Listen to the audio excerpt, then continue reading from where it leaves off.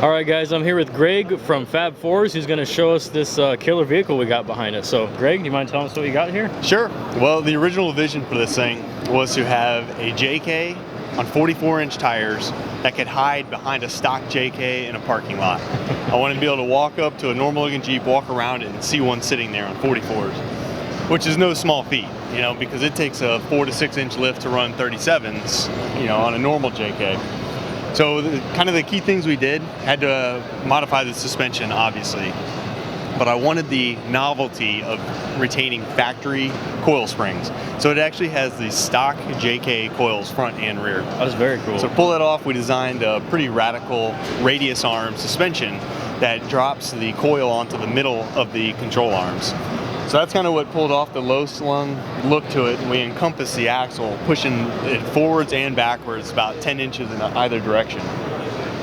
It definitely has pretty short limiting straps, as you can see, and arguably, yes, that is a limitation to some of the performance.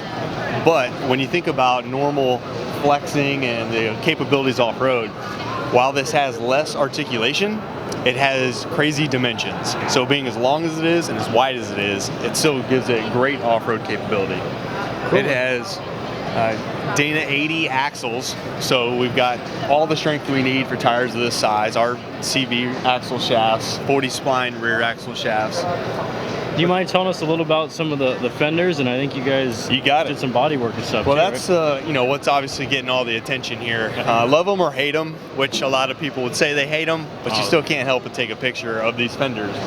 You know, we are a bumper manufacturer, so we have a lot of cool toys already: lasers, press brakes, powder coating in-house. One of the original visions was kind of the dirt bike style flares to it. Okay, so low, sunk in its haunches. We pulled it off. I mean, it's a pretty crazy high fender, but it gives it kind of that moon rover type look, combined with the most notable thing being a chop top. You know, pulling 4 inches out of the top of a Jeep is no small feat. That's why you don't see it. It was a colossal pain, including all the glass all the way around. So that's how you kind of pull off some of that height against the big tires. But the combination, definitely pulled it all together, wrapped it in a flat stainless with the red tint, just another piece of the showstopper. Original idea for that was kind of a snowboarding, snowmobile goggle look where you've got that red and silver. So the whole thing, yeah, came out pretty wild, and you can't help but, when you stumble on it, notice the total disproportionate ratio of tire size to height of vehicle. Yeah, very, very cool, man. Well, thanks for showing it to us. So.